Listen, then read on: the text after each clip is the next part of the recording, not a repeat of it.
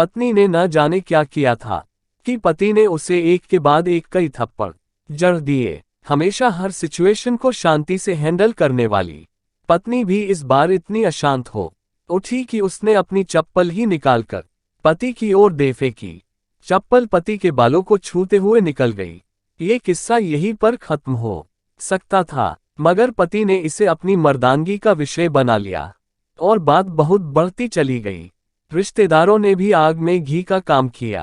किसी ने कहा जो औरत अपने पति को चप्पल से मार सकती है वो वफादार हो ही नहीं सकती और ना ही पतिव्रता।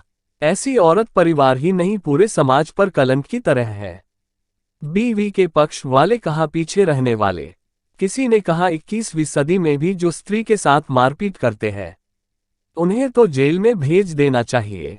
तो कोई कहता जरूर उसको कोई और पसंद आ गई होगी इसलिए पत्नी से मारपीट करने लगा है। ये बात कोर्ट तक पहुंच गई।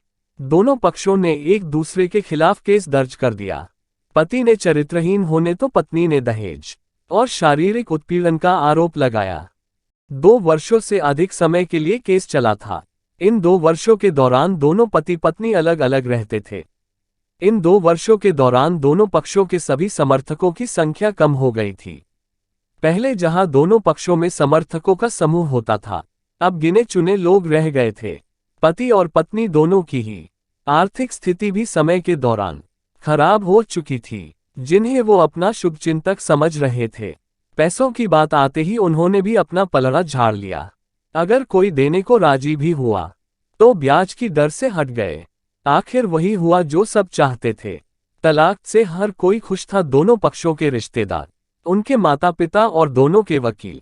लेकिन 5 साल की सुखद शादी और एक सुंदर सी बेटी होने के बाद मिले इस तलाक से पत्नी मूक थी और पति शांत। शायद ये एक इत्तेफाक ही था।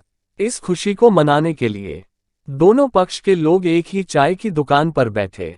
आमने सामने इत्तेफाक इसलिए क्योंकि ज्यादातर लोग एक दूसरे के विरोध पक्ष को सपोर्ट कर रहे थे। वे तो एक दूसरे को अच्छे से जानते भी नहीं थे। पति पत्नी भी इन सभी से दूर एक दूसरे के सामने मेज पर बैठे। पत्नी ने पति से कहा अब तो तुम खुश होगे ना, तुम्हारे मन की जो हुई है बधाई हो। पति ने कहा आज तुम भी तो जीत गई हो, मुझसे तलाक तुम्हें भी मिल गया है, बहुत बहुत बधाई हो। पत्नी ने पूछा तलाक को तुम जीत का प्रतीक समझते हो? पति थोड़ी देर चुप रहा। उसके बाद पति ने कहा मुझे तो तुम्हें 5 लाख रुपए अभी और हर महीने 8,000 रुपये देने का आदेश है। अभी मेरे पास पैसे नहीं है, इसलिए जो हमारा सिटी में फ्लैट है उसको तुम्हारे नाम कर देता हूँ। पत्नी बोली लेकिन उस फ्लैट की कीमत तो 18 लाख की है। पति हाँ, लेकिन हमारी बेटी तुम्हारे साथ है और आगे उसके खर्चे भी बढ़ेंगे, तुम्हें थोड़ी आसानी होगी। पत्नी नहीं नहीं, मुझे सिर्फ 5 लाख ही देना और तुम हर महीने 8,000 तो देने ही वाले हो तो मैं मैनेज कर लूंगी। अगर 5 लाख भी नहीं है तब भी कोई बात नहीं। दोनों फिर से शांत हो गए।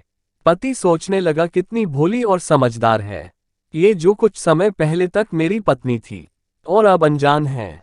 ये वही है जो कम से कम खर्चे में घर चलाती और पैसे बचाकर मेरे जन्मदिन पर मेरे लिए नए कपड़े खरीद लाती और कभी बीमार भी हो जाती थी तो पैसे बचाने के लिए मुझे मालूम नहीं होने देती और घरेलू नुस्खों से इलाज कर लेती।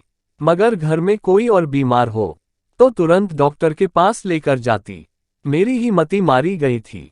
मैं ही अपनी झूठी मर्दानगी के चक्कर में इतनी बड़ी गलती कर बैठा। पत्नी के दिमाग में भी उथल पुथल चल रहा था। अभी भी वैसे का वैसा ही है। पहले भी खुद से ज्यादा हमारे बारे में सोचता था और अब भी वही कर रहा है। और ये वही आदमी है जो मुझे एक्सीडेंट से बचाने के लिए खुद मोटरसाइकिल के आगे कूद पड़ा था और अपनी उंगली तुड़वा बैठा था। पता नहीं कौन सी वो मनहूस घड़ी में झगड़ा कर बैठी। पति ने मौन तोड़ते हुए पूछा अब तुम्हारे कमर का दर्द कैसा है? ज्यादा तकलीफ तो नहीं? पत्नी हल्का सा मुस्कुराए और बोली अभी भी होता है, अब तो पेट में भी दर्द उठते हैं। पति वो तो होगा ही, तुम जो योगा भी नहीं करती, अब किसी अच्छे डॉक्टर को जरूर दिखा देना। पति ने कहा अब तुम बताओ। पत्नी ने पूछा तुम्हारा अस्थमा कैसा है? क्या अब भी दौरे पड़ते हैं? पति कहा, पहले से ज्यादा पड़ते हैं, क्योंकि अक्सर इन्हेलर भूल जाया करता हूँ, याद दिलाने के लिए तुम जो नहीं हो। पत्नी के आंखों में आंसू आ गए। वो बोली, तुम्हें तो मेरे चरित्र पर सवाल नहीं उठाने चाहिए थे, ये परिस्थिति नहीं आती। पति, हाँ मैं जानता हूँ तुम बहुत अच्छी हो, मुझसे बहुत बड़ी गलती हो गई, सबके बहकावे में आ गया था, तुमने भी मुझ पर दहेज का आरोप लगाया था। पत्नी, वो गलत था और इस बात का मुझे भी पछतावा हुआ। पति कुछ कहना चाह रहा था लेकिन हिचकिचा रहा था। पत्नी पूछी, कुछ कहना चाहते हो? पति, क्या सब पहले जैसा हो सकता है? पत्नी, क्या मतलब? पति की, हम फिर से पहले की तरह पति पत्नी बनके नहीं रह सकते हैं। पत्नी पेपर दिखाते हुए, पर ये तलाक के पेपर। पति अपने पास रखे तलाक के पेपर को फाड़ देता है। पत्नी ने भी अपने पास रखे पेपर फाड़ दिए। सभी हैरान थे।